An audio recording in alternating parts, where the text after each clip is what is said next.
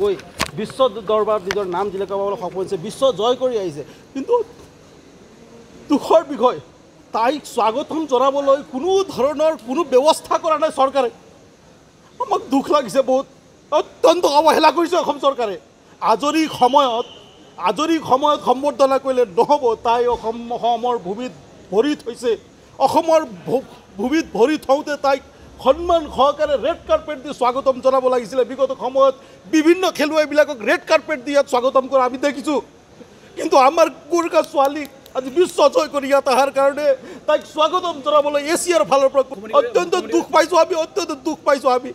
খবৰ পাই তৎকালে দৌৰি আহিছোঁ। আমি নথকাতে ইয়াত কোনো বেলেগ মানুহেই নাছিলে, কেৱল মাত্ৰ মিডিয়া আছিলে। ইমান দুৰ্ভাগ্যজনক কথা। অসমৰ প্ৰথম মহিলা, নৰ্থ ইষ্টৰ প্ৰথম মহিলা বিশ্ব জয় কৰি আহিছে, তথাপিও তাইক স্বাগতম কৰিবলৈ ইয়াত কোনো ব্যৱস্থাপনা নাই। এছিয়াৰ ফালৰ পৰা, চৰকাৰৰ ফালৰ পৰা, প্ৰশাসনৰ ফালৰ পৰা কিমান দুৰ্ভাগ্যজনক কথা ভাবক। ৰেড কাৰ্পেট দি তাক ভব্য স্বাগত কৰিব লাগিছে, ঢোল পেঁপা গগনা বজাই তাইক স্বাগত কৰিব লাগিছিলে। এই পৰিস্থিতিত তাই বিশ্ব জয় কৰি অহা ছোৱালী, তাই কিন্তু বহুত ভাল, তাই একদম হাঁহি মুখে ওলাই গৈছে। কিন্তু অত্যন্ত দুখৰ কথা চাওক, আমাক বহুত বেয়া লাগিছে, সঁচাকৈ বেয়া লাগিছে। একদম অসমৰ বিচিচিআই সভাপতি চাওক কিমান দুৰ্ভাগ্যজনক কথা। তাই বিশ্ব জয় কৰি আহিছে, গোটেই ৰাষ্ট্ৰপতি প্ৰধানমন্ত্ৰীক সাক্ষাৎ কৰি ইমান ধুনীয়া দিনটো আমি চাই আছোঁ টিভিত, আৰু অসমৰ ভূমিত তাই আহি পাব, কোনো খা খবৰ নাই। অসম চৰকাৰেও কোনো গুৰুত্ব দিয়া নাই, একেবাৰে দিয়া নাই। এছিয়াই দিব লাগিছিলে, ইয়াত অসম চৰকাৰে দিব লাগিছিলে। ক্ৰিকেটৰ লগত সংলগ্ন বিভিন্ন সংঘ সংস্থাবিলাকে স্বাগতম জনাব লাগিছিলে। এইটো প্ৰমোচনৰ সময়, নতুন জেনেৰেশ্যনক, ল'ৰা ছোৱালীবোৰৰ ক্ৰিকেটৰ প্ৰতি আগ্ৰহ বঢ়াবৰ কাৰণে, খেলৰ প্ৰতি আগ্ৰহ বঢ়াবৰ কাৰণে তাইক যিমান ভালকৈ আপুনি উৎসাহিত কৰিব। আজৰি সময়ত সন্মান দিলে নহ'ব নহয়।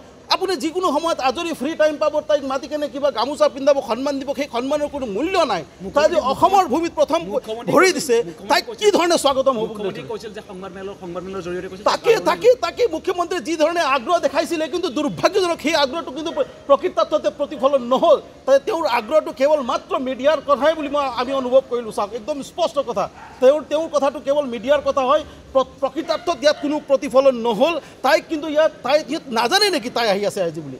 যেতিয়া জানে, তাইক স্বাগতম জনাবলৈ সেই গুৱাহাটীৰ পৰা ইয়াত আহিবৰ কাৰণে কিমান সময় লাগিবনো? গোটেই মানুহ আহি পাবলৈ তাই ভিতৰতে 1 ঘণ্টামান ৰখি আছিলে, তথাপিও ইয়াত ভালকৈ তাইক ৱেলকাম কৰিবলৈ কোনো ব্যৱস্থা নাই। আমিতো আচৰিত পাইছোঁ, আমিতো ভাবিছিলোঁ ইয়াত মানুহ কিয় নাই, আমি নাহিবই নেকি, আমিও ফল্ছ ৰিপৰ্ট পাইছোঁ নেকি বুলি ভাবি আছিলোঁ। আহি কিনে আচৰিত দেখিছোঁ কোনো নাই, আমিয়ে অকল আহি ইয়াত বহি আছোঁ। তাৰপিছত মিডিয়া মানুহবিলাক চব আমি আহি পালোঁ, তাৰ বাদে আৰু কোনো মানুহ নাই ইয়াত স্বাগতম কৰিবলৈ। কিমান দুৰ্ভাগ্যজনক কথা ভাবকচোন। ইয়াৰ আগতে কিমান খেলুৱৈবিলাক আছিলে ইয়াত, কিমান খেলুৱৈ ইয়াত আহিছিলে, ৰেড কাৰ্পেট দি ভিতৰৰ পৰা একদম ঢোলে ডগৰে স্বাগতম কৰি লৈ অনা আমি দেখিছোঁ বিগত সময়ত। ডান্স কম্পিটিশ্যনবিলাকত ছাকচেছ হোৱা মানুহবিলাককো ইয়াত একদম ভব্য স্বাগত কৰা আমি দেখিছোঁ। কিন্তু দুৰ্ভাগ্যজনক কথা ভাবচোন, বিশ্ব জয় কৰা গঢ়ি অহা ছোৱালী, ৱৰ্ল্ডৰ টপ 15 লেডি ক্ৰিকেটাৰৰ ভিতৰত এজনী তাই, তথাপি আজিৰ সময়ত তাইক ৱেলকাম কৰিবলৈ কোনো মানুহ নাই। চৰকাৰৰ ফালৰ পৰা কোনো ব্যৱস্থা নাই, কোনো প্ৰশাসনিক ব্যৱস্থা নাই, কোনো এজন উচ্চ পদস্থ বিষয়া নাই, না কোনো মন্ত্ৰী, ন কোনো ৰাজনৈতিক প্ৰতিনিধি। কিমান দুৰ্ভাগ্যজনক কথা। কিয় এই অৱহেলা? এই অৱহেলাটো কিয় আমি বুজি পোৱা নাই। একদম অত্যন্ত আঘাত পাইছোঁ আমি, সঁচাকৈ বহুত আঘাত পাইছোঁ। মই নাজানো কি কথা, আমি নাজানো। ইমান আমি ঠেক মানসিকতাৰ কথা ক'ব বিচৰা নাই, কিন্তু প্ৰতিফলন হৈছে কথাটো। আমি ঠেক মানসিকতাৰ কথা ক'ব বিচৰা নাই, কিন্তু কথাটো প্ৰতিফলন হৈছে। একদম কান্দিব মন গৈছে মোক। আমি ইমান নিকৃষ্ট নে, আমি ইমান অৱহেলিত নে? তাইক বিশ্ব জয় কৰা ছোৱালী এজনীক ৱেলকাম কৰিবলৈ কোনো মানুহ নাহে। আচৰিত কথা নহয় নে? কোনো দল সংগঠন, কোনো ৰাজনৈতিক প্ৰতিনিধি নাই, কোনো নাই। কেৱল মাত্ৰ আহিছে, আমি কেৱল গোৰ্খা ছাত্ৰকত আহি পালোঁ বুলি। আমাৰ মাজতো আৰু কোনোৱে নাই ইয়াত। ভাবকচোন আপুনি, কিমান দুখ লাগিছে, দুখ লাগিছে, বহুত বেয়া লাগিছে। এনেকুৱা হ'ব নালাগে, কিন্তু একদম নালাগে। আমি গোৰ্খাইজম কৰিব বিচৰা নাই, সঁচা কথা ক'লে আমি গোৰ্খাবাদ কৰিব বিচৰা নাই, কিন্তু আমাৰ বাদে কিয় কোনো নাই, এইটো আমাৰ কাৰণে দুখৰ বিষয়। আমাৰ বাদে কিয় এছিয়াই ইয়াত এৰেঞ্জমেণ্ট নকৰিলে, কিয় চৰকাৰে প্ৰশাসনে এৰেঞ্জমেণ্ট নকৰিলে তাক ৱেলকাম কৰিবৰ কাৰণে? কিয় নকৰিলে? আমাৰ প্ৰশ্ন হয়তো, কিয় নকৰিলে তাইক ৱেলকাম কৰিবৰ কাৰণে? তাই অসমৰ গৌৰৱ, নৰ্থ ইষ্টৰ গৌৰৱ যেতিয়া হয়, তাক ৱেলকাম কৰি পৰ্যাপ্ত ইয়াত তাইক কিমান ধুনীয়াকৈ লৈ যাব লাগিছিলে, ইমান অকলশৰে দিছে। কিমান দুৰ্ভাগ্যৰ কথা। আপোনালোকে নিজে ভাবক, মই ক'বলগীয়া কি কথা আছে আপোনালোকে নিজে চাওকচোন।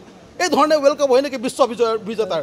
আৰু আজৰি সময়ত তেখেতে কালি শংকৰদেৱ কলাক্ষেত্ৰত সম্বৰ্ধন কৰিব, কোনো মূল্য নাই। সেইটো সঁচা কথা ক'বলৈ গ'লে আজৰি সময়ত কৰা প্ৰেমৰ কোনো মূল্য নাই। সময় ওলাব লাগিব প্ৰেম কৰিবলৈ, সেই প্ৰেম হয়। আজৰি সময়ত কৰা প্ৰেমক প্ৰেম বুলি নকয়, আমাৰ স্পষ্ট কথা।